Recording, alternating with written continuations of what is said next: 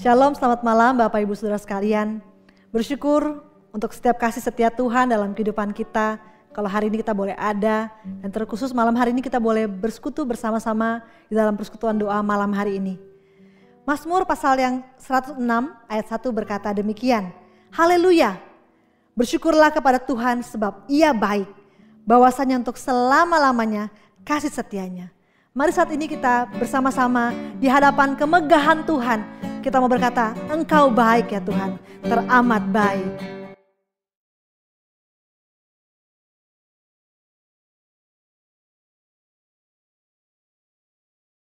Di hadapan kemegahan-Mu, ku datang menyembah-Mu, membawa hatiku, membawa hidupku. Ku teringat kasih setiamu di dalam segenap jiwaku. Sungguh Engkau baik di dalam hidupku. Engkau baik, teramat baik. Engkau baik, teramat baik. Engkau baik, teramat baik. Engkau baik, teramat baik. Di hadapan kemegahan-Mu, ku datang menyembah-Mu, membawa hatiku, membawa hidupku. Ku teringat kasih setiamu di dalam setiap langkahku. Sungguh Engkau baik di dalam hidupku. Engkau baik, teramat baik. Engkau baik, teramat baik. Engkau baik, teramat baik. Engkau baik, teramat baik. Katakan Engkau baik.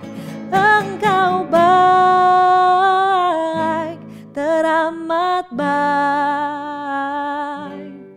Engkau baik, teramat baik. Amin. Sungguh Tuhan itu baik, bahwasanya untuk selama-lamanya kasih setianya bagi setiap kita. Saudara-saudara, mari saat ini kita mengambil waktu untuk bersyukur di hadapan Tuhan. Jika saudara-saudara sedang bersama dengan keluarga saudara-saudara atau pasangan anak-anak, orang tua, lihatlah kepada mereka dan bersyukurlah kepada Tuhan untuk kehadiran mereka dalam hidup kita. Jika mungkin saudara-saudara tidak bersama dengan keluarga, ingatlah mereka dan bersyukurlah untuk setiap keberadaan mereka dimanapun mereka berada saat ini. Mari kita berdoa mengucap syukur untuk berkat keluarga yang Tuhan berikan sampai hari ini. Ya Tuhan, terima kasih. Kami ucap syukur untuk keluarga yang Tuhan berikan, untuk pasangan kami ya Tuhan, untuk anak-anak, untuk orang tua, untuk keluarga yang Tuhan berikan kepada kami sampai hari ini. Tuhan, terima kasih.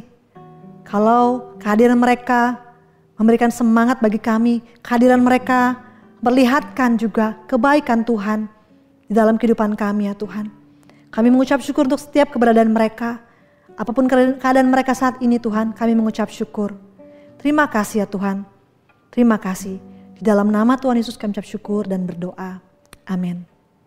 Selanjutnya saudara, kita juga mau teringat kepada keluarga-keluarga yang sedang berduka karena ditinggalkan oleh anggota keluarganya.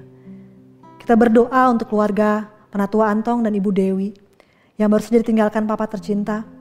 Kita doakan untuk Tuhan berikan kekuatan dan penghiburan. Juga untuk Ibu Meti dan keluarga yang baru tinggalkan suami tercinta. Kita doakan juga Tuhan memberikan penghiburan yang dibutuhkan bagi seluruh keluarga. Mari kita berdoa bersama-sama. Bapa di surga, kami juga teringat untuk jemaat-Mu ya Tuhan, untuk keluarga kami di gereja ini yang sedang berduka ya Tuhan. Kami berdoa untuk keluarga Pak Antong dan juga Bu Dewi ya Tuhan, yang sedang dalam kedukaan ya Tuhan, ditinggal oleh Papa tercinta. Kami berdoa Tuhan kiranya hiburkan, beri kekuatan ya Tuhan untuk seluruh keluarga, juga keluarga Ibu Meti juga Tuhan. Kami berdoa Tuhan, biarlah Engkau bersama dengan mereka memberikan penghiburan dan kekuatan yang mereka perlukan. Kiranya Allah Tritunggal menolong, menguatkan, menopang seluruh keluarga. Terima kasih ya Tuhan, terima kasih. Di dalam nama Tuhan Yesus kami ucap syukur dan berdoa. Amin. Saudara, di tengah segala pergumulan kehidupan kita mau berkata, Tuhan, Engkaulah kekuatanku. Hanya dalam Tuhanlah, dalam Yesuslah kita mendapatkan kekuatan yang baru. Kekuatan di hidupku ku dapat dalam Yesus. Dia tak pernah tinggalkanku, setia menopangku. Berseru, berharap dalam Yesus. Ajaib Kau Tuhan, penuh kuasa, sanggup pulihkan keadaanku. Dalam tangan-Mu seluruh hidupku tak akan goyah selamanya. Saudara-saudara, selanjutnya kita mau berdoa bersama-sama. Terkhusus dalam minggu-minggu Imlek ini, kita merayakan Imlek. Gereja telah menyiapkan 2 acara khusus. Yang pertama ada KKR dalam minggu ini, pada hari Minggu dalam kebaktian umum. Mari kita berdoa kiranya dalam kebaktian ini kiranya Tuhan pakai untuk menjadi wadah di mana banyak orang yang datang kepada Tuhan mengenal Kristus. Mereka dijamah oleh kasih Tuhan. Kita berdoa juga untuk talk show yang akan diadakan pada hari Rabu nanti. Pada minggu depan kita berdoa kiranya ini juga menjadi wadah di mana banyak orang yang mendengar kabar baik itu. Kita berdoa mari bersama-sama untuk pembicara, untuk setiap panitia acara yang telah disiapkan. Kiranya sungguh menjadi wadah di mana Tuhan bekerja. Mari kita berdoa bersama-sama. Ya Tuhan, kami mengucap syukur kalau dalam masa minggu perayaan Imlek ini ya Tuhan, gereja menyiapkan 2 acara khusus, yaitu KKR pada hari Minggu nanti, dan juga talk show pada hari Rabu yang mendatang. Tuhan, kami berdoa, kiranya setiap wadah ini dipakai Tuhan, untuk membawa banyak jiwa datang kepada Tuhan, mendengarkan kabar baik itu bahwa Kristus mengasihi mereka. Ya Tuhan, kami berdoa untuk para pembicara, biar Tuhan pakai, Tuhan siapkan untuk menyiapkan firman-Mu ya Tuhan.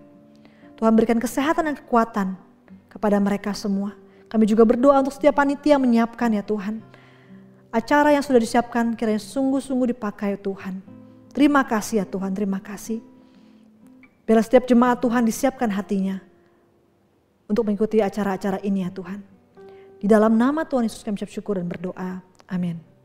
Selanjutnya kita juga mau berdoa terkhusus untuk GCC, GKI-KBR, COVID Center, dan juga tim diakonia.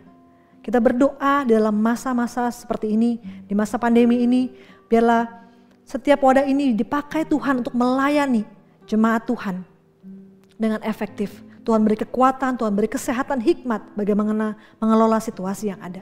Mari kita berdoa untuk setiap pengurus yang ada di dalamnya. Kita berdoa bersama-sama. Ya Tuhan, saat ini kami berdoa bersama untuk GCC ya Tuhan, GKI KBR COVID Center dan juga tim diakonia yang selama ini memikirkan, selama ini menolong jemaat Tuhan dalam masa pandemi ini ya Tuhan. Tuhan kiranya Tuhan tolong ya Tuhan.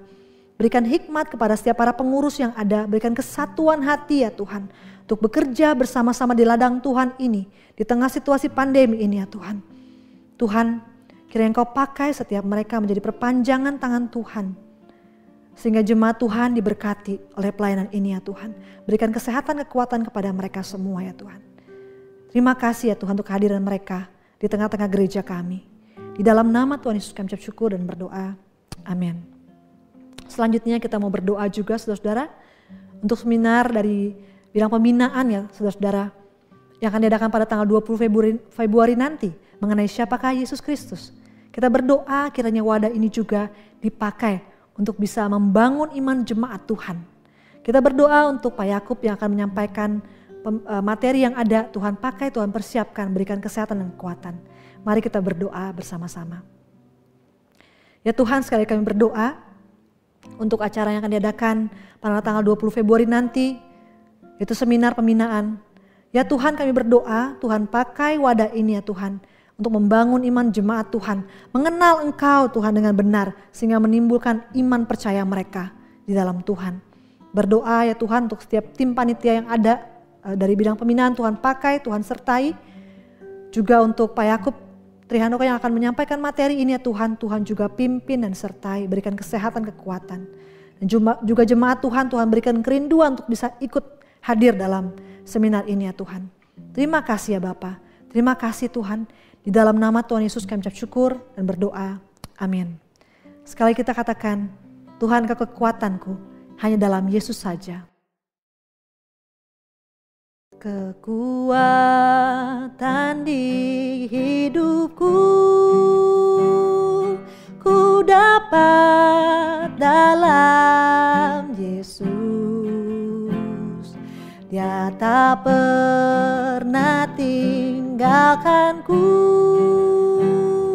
setia menopangku, berseru berharap dalam Yesus. Ajaib Kau Tuhan, penuh kuasa, sanggup pulihkan keadaanku. Dalam tangan-Mu seluruh hidupku tak akan goyah selamanya. Amin. Tuhan adalah kekuatan kita. Dalam Yesuslah kita ditopang untuk tetap kuat dalamnya. Saudara-saudara, saat ini kita mau berdoa secara pribadi di hadapan Tuhan. Namun sebelumnya saudara-saudara, jika saudara-saudara ada pokok-pokok doa yang ingin kami doakan, kami rindu untuk mendoakan saudara-saudara. Di dalam kotak deskripsi, di dalam tayangan ini, saudara-saudara bisa mengisi Google Form dan nanti kami bisa mendoakan saudara-saudara. Biarlah kita bersama-sama mendoakan pergumulan pribadi saudara-saudara di hadapan Tuhan. Apapun menjadi pergumulan saudara-saudara, entah dalam masalah keluarga, pekerjaan, pelayanan, apapun juga, mari kita datang kepada Tuhan, Allah yang mendengarkan dan yang mampu menjawab doa-doa kita. Mari kita mengambil waktu teduh dan berdoa pribadi di hadapan Tuhan.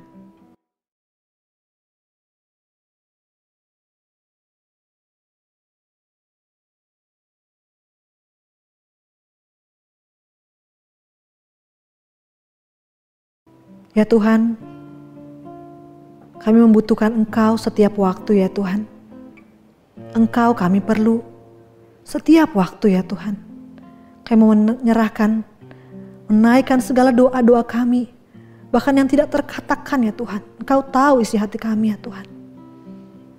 Tuhan, kami serahkan dalam tangan-Mu. Allah yang penuh kasih dan Allah yang maha kuasa. Yang mampu menjawab setiap doa-doa kami. Di dalam nama Tuhan Yesus, kami berdoa dan mengucap syukur. Amin. Tuhan, aku perlu setiap waktu. Tuhan, aku perlu setiap waktu. Suara apapun tak menghibur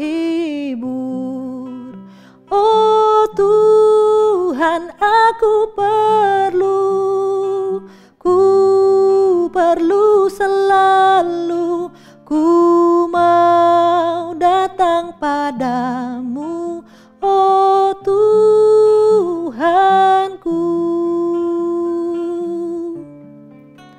Tuhan, aku perlu ajaran-Mu, janji-Mu abadi, genap dan pasti. Oh Tuhan, aku perlu selalu, ku mau datang padamu, oh Tuhanku. Malam hari ini firman Tuhan akan disampaikan oleh Guru Injil Elizabeth. Shalom, selamat malam jemaat yang dikasihi Tuhan.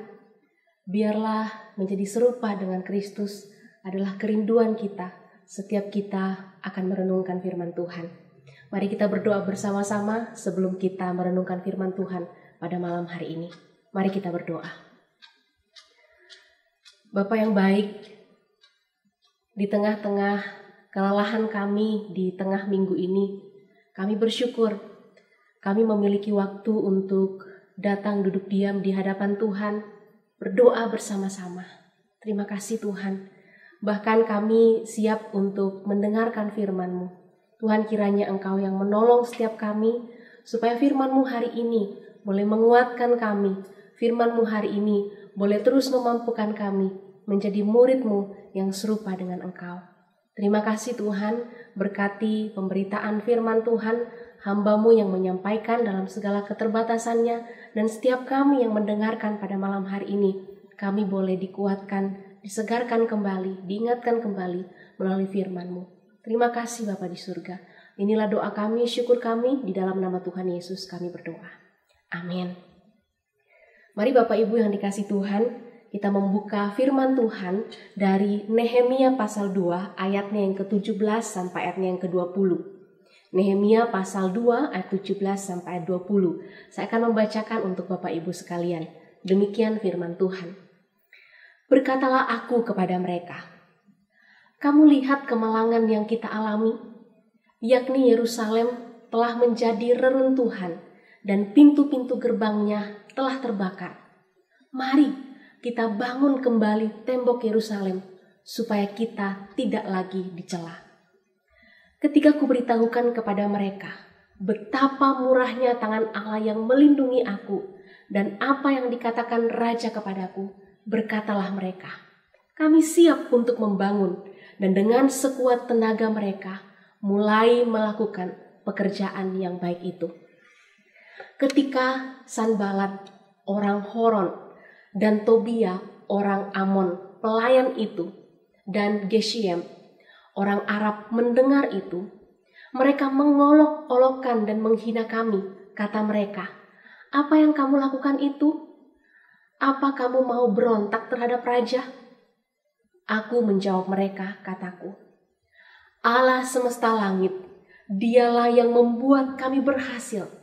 Kami hamba-hambanya telah siap untuk membangun. Tetapi kamu tak punya bagian atau hak dan tidak akan diingat di Yerusalem. Amin. Demikian jauh firman Tuhan. Bapak Ibu, tentu kita cukup familiar dengan kisah Nehemia ini. Atau paling tidak Bapak Ibu, ketika mendengarkan khotbah Muse Bambang minggu lalu, sedikit banyak Muse menyampaikan tentang latar belakang daripada Nehemia. Di zaman Raja Artasastra, Nehemia adalah seorang kepercayaan raja. Dia adalah seorang penyedia anggur bagi raja.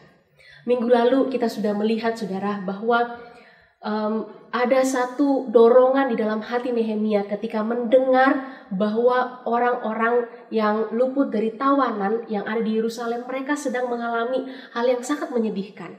Dan tembok Yerusalem telah runtuh. Saudara, di pasal yang kedua ini, ayat 1 sampai ayat yang ke-10 dituliskan bahwa raja kemudian mengizinkan Nehemia untuk kembali dan membangun tembok Yerusalem. Kemudian di ayatnya yang ke-11 sampai ayat 16, di sana Nehemia kemudian melihat kehancuran tembok Yerusalem yang terjadi, dan itu begitu menyedihkan baginya. Lalu masuk ke dalam perikop yang kita baca tadi, ayat 17 sampai ayat 20. Nehemia melihat itulah kemalangan yang terjadi di kotanya.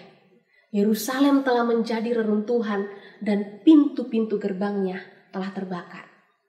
Saudara, beberapa hal ini kemudian membawa kita melihat kondisi apa yang dihadapi oleh Nehemia. Saudara, kota nenek moyangnya sudah hancur.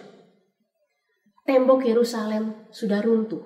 Saudara, tembok itu adalah simbol dari eksistensi keberadaan sebuah kota. Dan itu sudah runtuh. Disebutkan bahwa pintu-pintu gerbangnya sudah terbakar. Pintu-pintu gerbang adalah lambang kekuatan, lambang keamanan suatu kota. Dan semuanya itu sudah terbakar. Nehemia menyebutkannya sebagai kemalangan. Orang-orang yang terhindar dari penawanan itu sedang dalam kesukaran besar dan dalam keadaan tercela. Karena apa, saudara-saudara? Kota mereka sudah hancur. Belum lagi dengan kondisi itu mereka dicela dan diolok-olok. Saudara, Nehemia berkata, mari kita bangun kembali tembok Yerusalem supaya kita tidak lagi dicela. Saudara, kota yang runtuh menyiratkan kekalahan. Tidak ada lagi harapan. Kota yang sebenarnya tidak layak lagi disebut kota. Sehingga sebenarnya wajar, saudara, kalau orang-orang di zaman itu melihat Nehemia dan kawan-kawannya dicela. Kemudian ketika kita baca di dalam pasal-pasal selanjutnya di Nehemia ini, kita melihat bahwa ketika mereka pun mulai membangun tembok, banyak orang-orang yang berniat mencelakai mereka. Saudara-saudara, itulah kondisi yang dihadapi oleh Nehemia pada waktu itu. Namun, kondisi ini tidak membuat hilang semangat daripada Nehemia untuk membangun tembok Yerusalem. Justru, ia mendapat panggilan dari Tuhan. Ia dalam pergumulannya dengan Tuhan ketika mendengar apa yang sedang dialami oleh orang-orang di Yerusalem. Tembok sudah runtuh, dia bergumul di hadapan Tuhan. Dan ia mendapatkan visi dari Tuhan untuk pulang membangun kembali tembok Yerusalem. Nehemia melihatnya sebagai suatu panggilan. Dan ini adalah suatu pekerjaan yang baik. Nehemia berkata, betapa murahnya tangan Allah yang melindungi aku. Kami siap untuk membangun. Dan orang-orang yang bersama dengan Nehemia berkata, dengan sekuat tenaga kami mau melakukan pekerjaan yang baik itu. Saudara yang dikasihi Tuhan, di sini kita dapat melihat respon yang baik dari seorang Nehemia. Di tengah-tengah kesulitan yang terjadi, yang mereka lihat, keruntuhan kota mereka, Nehemia memiliki respon yang baik. Ada kondisi sulit yang terjadi. Dia menggumulkannya di hadapan Tuhan. Minggu lalu kita mendengar khotbah Musa Bambang bahwa dia bergumul berdoa di hadapan Tuhan. Dia memohon ampun atas bangsanya, atas keluarganya.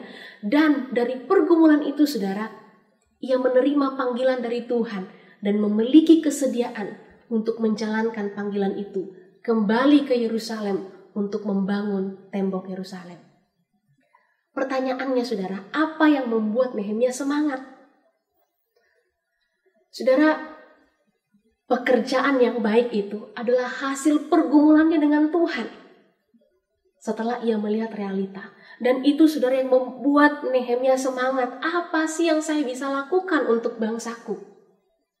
Dia menerima visi dari Tuhan. Ia melihat bahwa pekerjaan itu adalah pekerjaan yang baik dan harus ia kerjakan. Dan yang kedua, saudara, apa yang membuat Nehemia semangat? Nehemia percaya. Ketika dia mendapat visi itu dari Tuhan, dia percaya bahwa Tuhanlah yang akan melindunginya. Itu yang membuat dia berkata, mau untuk membangun, semangat untuk membangun. Karena apa? Dia tahu ketika visi itu dari Tuhan, dia menggumulkannya sungguh-sungguh di hadapan Tuhan, maka Tuhan yang akan menjamin keberhasilan dan akan menyertainya. Di dalam Nehemia pasal 6 ayat 15 sampai 16, di sana tersiratkan bahwa Nehemia berkata, pekerjaan itu dilaksanakan dengan bantuan Allah kami. Demikian yang dikatakan oleh Nehemia. Nehemia tahu bahwa Allah lah Tuhanlah yang beserta dengannya. Ketiadaan harapan akan kota Yerusalem tidak menyurutkan semangatnya.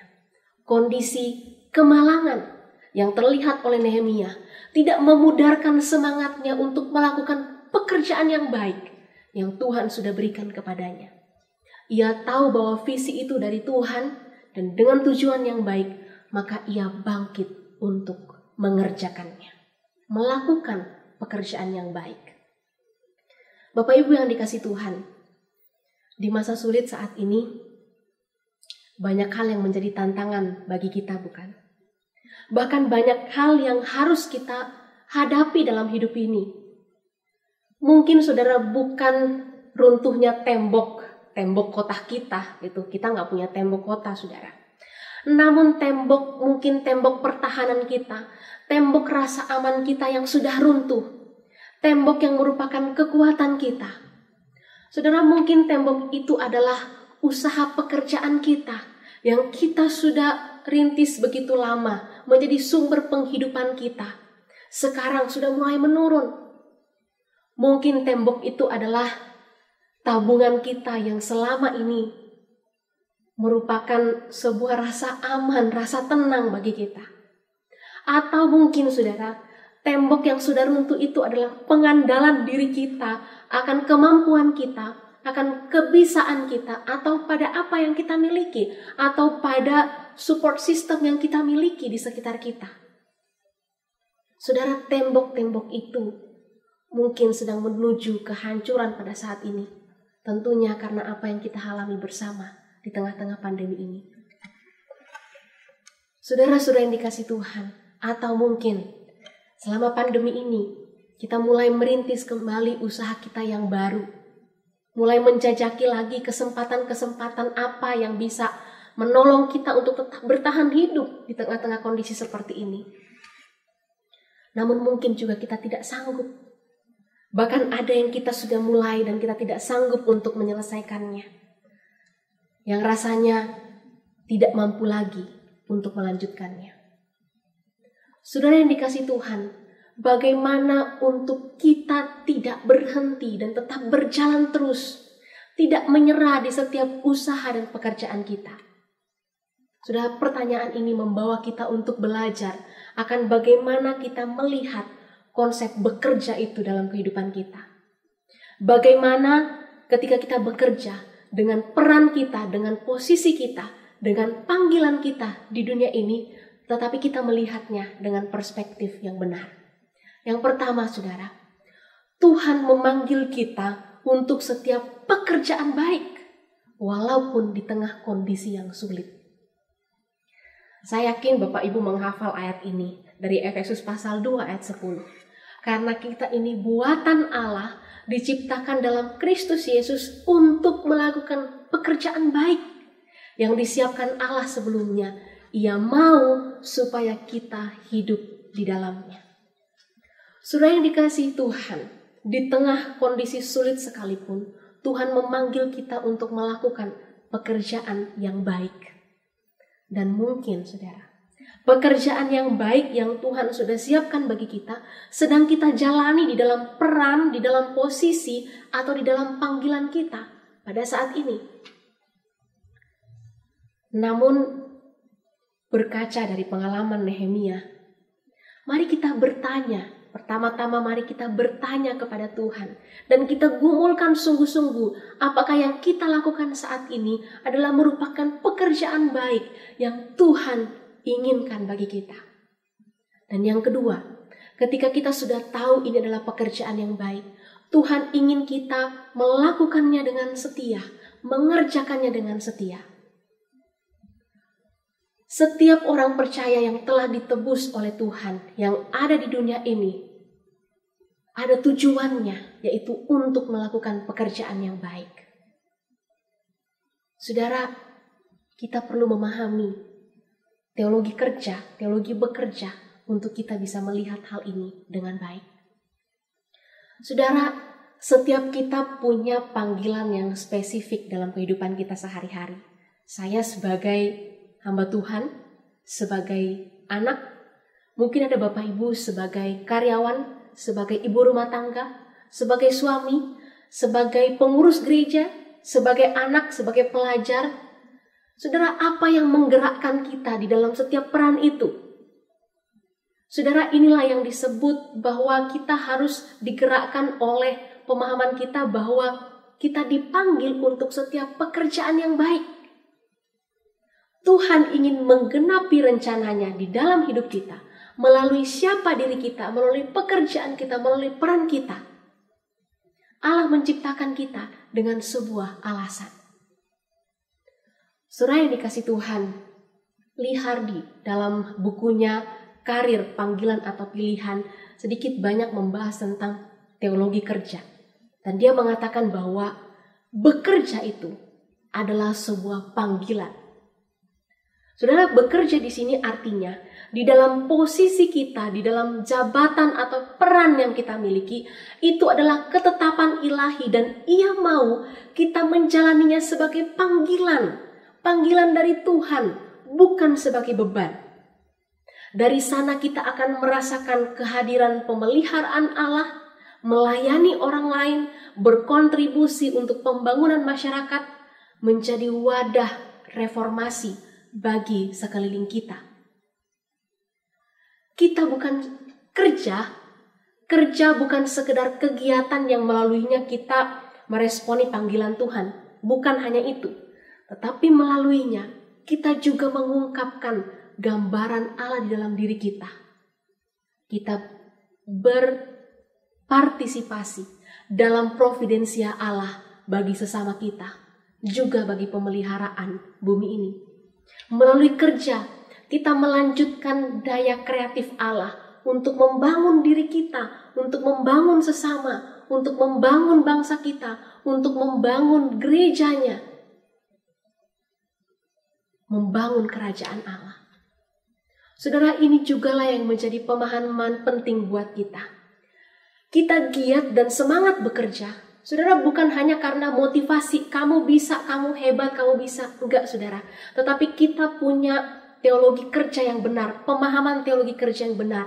Bahwa setiap kita di dalam peran atau posisi kita, dalam panggilan kita, ada tujuan Tuhan yang indah, yang baik. Ada pekerjaan yang baik yang Tuhan mau kita lakukan. Oleh sebab itu, Bapak Ibu yang dikasih Tuhan, mari kita gumulkan sungguh-sungguh panggilan kita, pekerjaan kita, peran dan posisi kita yang sedang kita jalani sekarang. Mari kita jalani dengan setia dan bersemangat. Pemahaman bahwa kita yang sudah ditebus, dipanggil untuk melakukan pekerjaan baik, itulah yang menjadi penggerak kita. Walaupun saudara, kita sedang di tengah-tengah pergumulan, kesulitan. Atau mungkin justru di dalam kesulitan, Tuhan memanggil kita untuk berkarya lebih banyak lagi, untuk berdampak lebih banyak lagi di dalam usaha dan pekerjaan kita. Mengerjakan panggilan kita dengan setia kepada Tuhan.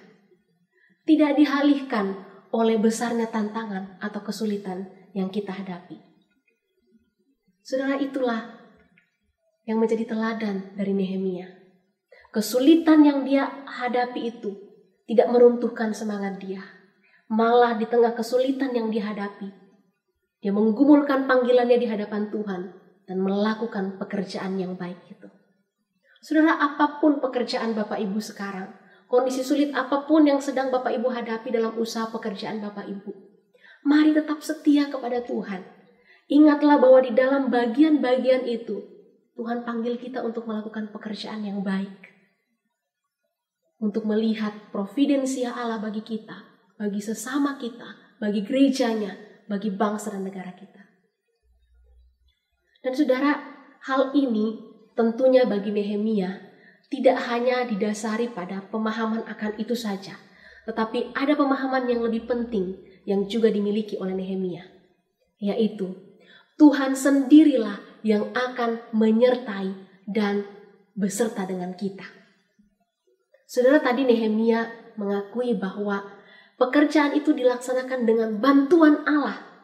Saudara, dilaksanakan dengan bantuan Allah ini artinya pekerjaan itu diselesaikan dan disempurnakan atau dituntaskan bersama dengan Allah. Bersama-sama dengan Allah, disempurnakan, diselesaikan bersama-sama dengan Allah. Saudara, kita tidak sendirian. Ia menyelesaikannya bersama-sama dengan kita. Ia ada bersama dengan kita. Bapak Ibu Saudara yang dikasihi Tuhan, ada seorang pianis dan juga komponis terkenal. Namanya adalah Ignacy Jan Paderewski. Saudara, suatu hari Paderewski ini akan mengadakan konser besar di Amerika. Berapa saat sebelum memulai konser itu, tiba-tiba ada seorang anak kecil yang lari ke atas panggung yang megah itu, saudara. Dia duduk di tempat duduk, di bangku yang tempat akan bermain piano itu. Kemudian dengan matanya yang lebar, dia menatap tuts piano itu, saudara. Lalu meletakkan jarinya di atas piano itu dan memainkan chopstick. Bermain piano gitu ya, satu, saudara. Tiba-tiba gemuruh penonton mulai resah. Ribut berkata, siapa anak itu? Singkirkan dia. Mana ibunya? Tolong hentikan anak itu. Saudara, dari belakang sang maestro Paderewski ini mendengar suara-suara itu, saudara. Kemudian dia melihat anak itu di panggung. Ia segera mengambil jasnya, kemudian menuju ke panggung dengan pelan-pelan. Tanpa pengumuman apa-apa, ia langsung membungkuk di belakang anak itu, mengulurkan tangannya pada kedua sisi. Kemudian dia mulai memainkan improvisasi kontramelodi untuk menyerasikan dan meningkatkan permainan chopstick anak kecil itu. Sementara keduanya bermain, saudara, Paderewski ini berkata kepada anak itu, keep going, keep playing. Teruslah bermain, jangan berhenti nak, tetaplah bermain. Saudara, gambaran yang sederhana ini memperlihatkan kepada kita bahwa kita punya Sang Maestro Agung yang berbisik kepada kita di dalam setiap kehidupan kita ketika kita menjalani pekerjaan, usaha, peran, dan posisi kita. Ia berbisik kepada kita, keep going. Jangan menyerah. Aku ada bersama-sama dengan engkau. Saudara,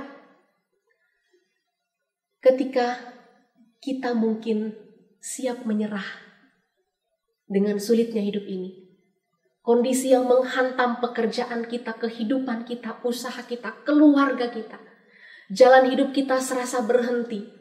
Kita seperti peziarah yang kelelahan di dalam perjalanan hidup ini. Jalan kita menjadi panjang, harapan kita semakin tipis, asa semakin pupus. Berpikir untuk masa depan rasanya enggan untuk berharap. Kondisi masih begini-begini saja. Berupaya untuk keluarga, rasanya tak kuat lagi karena bayang kegelapan ada di depan mata kita. Makin hari kok rasanya makin berat. Makin tak karuan dan makin berantakan. Bagi kita yang masih muda, tak berani bermimpi tinggi-tinggi.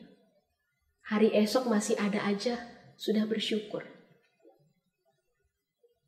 Tapi saudara, akankah kita tetap ada di dalam kondisi-kondisi itu, tergulung-gulung di dalamnya dan kita tidak melakukan apa-apa? Saudara, Tuhan ada bersama dengan kita. Ia adalah Sang Maestro kita yang sedang bermain bersama dengan kita, yang sedang berkata kepada kita, jalan terus anakku, jangan berhenti. Aku beserta dengan engkau. Aku sudah membawa engkau walaupun di dalam kondisi sulit ini untuk melakukan pekerjaan yang baik. Untuk kehidupanmu, untuk orang-orang di sekitarmu, untuk pelayananku, pelayanan Tuhan. Untuk menjadi dampak bagi orang-orang sekitarmu. Saudara, hari ini kita diingatkan melalui teladan Nehemia. Di tengah kondisi sulit, ia tetap setia dan sedia berkarya bagi bangsanya. Karena ia tahu Tuhan menyertainya. Mari saudara, kita semangat menjalani hidup kita. Kita terus berkarya dengan inovasi yang baru, dengan kreatif, dengan cara-cara yang bisa kita lakukan. Tetap di dalam usaha pekerjaan kita, dalam peran kita, dalam posisi kita, siapapun kita berkarya bagi bangsa dan negara kita. Kita berkarya bagi keluarga kita. Kita semangat berkarya bagi gerejanya, bagi pemberitaan Injil. Tetap berkarya menyampaikan berita Injil kepada orang-orang di luar sana. Mari kita menjadi berkat.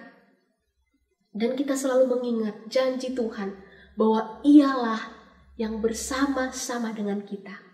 Dan hari ini ia berkata bagi Bapak Ibu, mungkin di tengah-tengah kelelahan kita, di tengah-tengah stres yang mungkin kita sedang alami memikirkan usaha pekerjaan kita, Tuhan berkata, keep going. Jangan menyerah, aku ada bersama-sama dengan engkau. Mari saudara kita mengambil waktu sejenak. Kita tundukkan kepala di hadapan Tuhan. Kita menyerahkan setiap diri kita. Apapun yang menjadi pergumulan kesulitan hidup kita di tengah keluarga, apalagi di tengah-tengah pekerjaan kita, pekerjaan suami, pekerjaan istri, pekerjaan anak-anak, pekerjaan orang tua kita. Mari kita berdoa. Kiranya Tuhan yang memberi kita semangat di tengah-tengah kesulitan ini. Dan tetap melihat bahwa ada pekerjaan baik yang Tuhan ingin kita selesaikan bersama-sama dengannya. Walaupun di tengah-tengah kesulitan ini.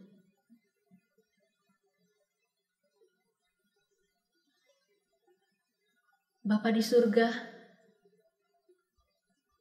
terima kasih Engkau kuatkan kami hari ini bersama-sama. Walaupun dalam menjalani kehidupan ini, kami tidak tahu apa yang akan terjadi ke depan. Rasanya berat Tuhan. Tapi hari ini Engkau ingatkan kami bahwa di setiap panggilan kami, di setiap usaha pekerjaan kami, ada maksud Tuhan, ada rencana Tuhan. Tuhan, biarlah Engkau genapi rencanamu melalui kami, melalui pekerjaan kami, melalui peran kami. Kami rindu Tuhan.